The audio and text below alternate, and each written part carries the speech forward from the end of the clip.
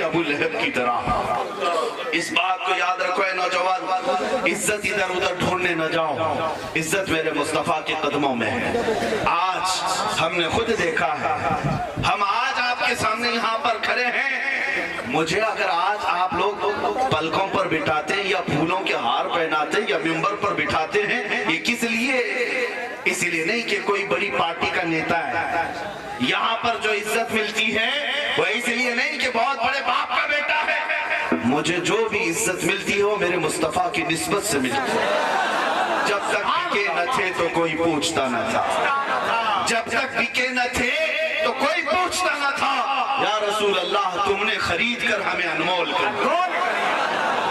आप देखें, दुनिया में हुजूर की इज्जत पर बात करने वाले के लिए ये इज्जत है, तो फिर क़यामत में अलग इज्जत है मेरे अजीज। क़यामत की इज्जत अलग है। आपको पता है वही बिलाल हबशी जिनको मक्का वाले पैरों में रस्सी डालकर खींचते थे और उनकी नंगी पीठ पर गरम सिल रखी जाती थी, उनके पीठ का गोश्त गर्मी की वजह से गल गया था। मक्का वालों ने इतनी अज़ियतें दी थी, इतनी तकलीफें दी थी, लेकिन वो बिलाल हबशी हमेशा अहद अहद का नारा लगाते रहे और जमे रहे अपने दीन पर। फिर आप गुलामी से आजाद हुए, नबी पाक सल्लल्लाहु तआला अलैहि वसल्लम की खिदमत में आए, मदीने तैयबा में रहने लगे। और आपको पता है सिर्फ 6 साल के बाद, 6 साल के बाद हुजूर पाक सल्लल्लाहु अलैहि वसल्लम मदीने से वापस मक्का तशरीफ ला रहे हैं। जब मक्का फतह हो चुका था, 10,000 सहाबा के साथ नबी पाक सल्लल्लाहु अलैहि वसल्लम जब दोबारा मक्का में तशरीफ लाए, बगैर जंग व जिदाल के मक्का फतह हो गया। मस्जिद हरम में हुजूर सल्लल्लाहु तआला अलैहि वसल्लम तशरीफ लाए, सारे आलाइशों को पाक किया और उसके बाद पहली अजान दी जा रही थी हरम काबा में। और जानते हो अजान देने के लिए किसको बुलाया? बिलाल हबशी को बुलाया। नबी पाक सल्लल्लाहु तआला अलैहि वसल्लम ने आवाज दी हजरत बिलाल को। और अजान कहाँ? काबे की छत पर चढ़ करके, कि ऊपर चढ़ करके अजान दी जाए। हजरत बिलाल हबशी वहां से अजान देते रहे। मेरे अजीजों, बुजुर्गों ने ये फरमाया है, अजान कहीं से भी दे लेते, अजान छोटी सी ऊंची जगह से देते।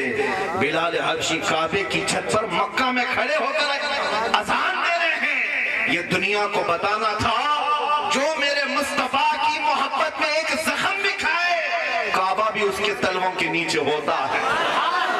अल्लाह उसे काबे की छत के ऊपर का मकाम देता है। जो नबी का गुलाम हो जाए दुनिया में, उसे अल्लाह ताला बहुत बुलंदी अता करता है, बहुत बुलंदी अता करता है। इसलिए आने वाली मुसीबतों पर इधर उधर ना देखो, आने वाले तूफानों से इधर उधर ना भागो, बल्कि तुम्हारा इम्तिहान है और तुम्हारी आजमाइश है। तुम जमे रहो, और ये जितने भी इस तरह की कीड़े आते रहेंगे, कोई भी अगर जमात का गद्दार उठ करके ये कल कह दे कि हमारा दीन, जैसे अब ये आगे भी ये भी कहेंगे हमारा सबका डीएनए एक ही है, अब ये भी कहेंगे आगे, इसलिए कि ये पाले हुए कुत्ते हैं, ये पाले हुए हैं, इनकी अपनी जुबान नहीं, इनकी जुबान में कोई और पीछे बैठा हुआ, इनसे वक्तन फवक्तन इस तरह की बातें कराई जाएंगी। मेरे अजीजों, इन्हीं के तो पुरखों की बातें हैं जिन्होंने किताब में लिख मारा है कि रसूलुल्लाह को पीठ पीछे का इल्म नहीं था। यही तो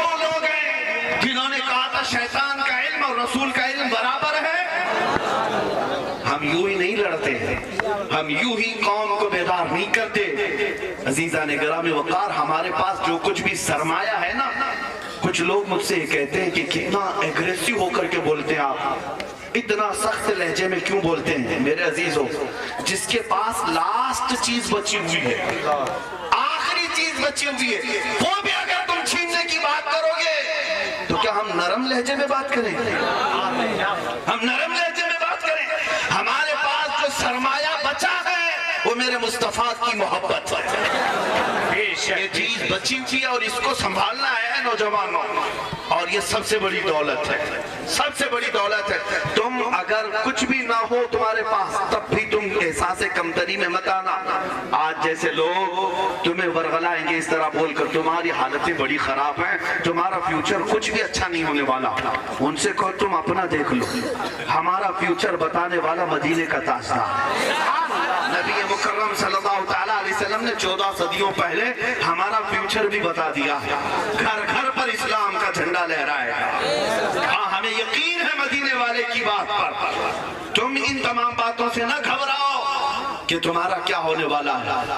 تمہارے پاس جو دولت ہے وہ کون سی ہے میں آپ کو بتاتا ہوں. ایک بار نبی پاک صلی اللہ تعالیٰ علیہ وسلم جنگ سے واپس تشریف لائے, مال غنیمت تقسیم کر رہے تھے. ہم غریب ہیں اس لیے میں آپ سے یہ بات کر رہا ہوں. ہمارے پاس اب سرمایہ بھی نہیں رہ گیا, سیاست بھی نہیں رہ گئی, طاقت بھی نہیں رہ گئی, قیادت بھی نہیں رہ گئی, کچھ نہیں رہ گیا. لیکن پھر بھی میں آپ کو فخر کرنے کا ذریعہ بتاتا ہوں.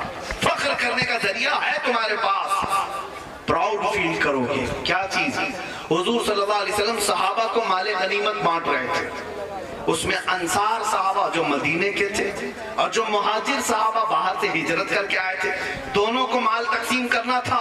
رسول پاک صلی اللہ علیہ وسلم نے مہاجر صحابہ کو مال زیادہ دے دیا اور انصار صحابہ کو مال کم دیا.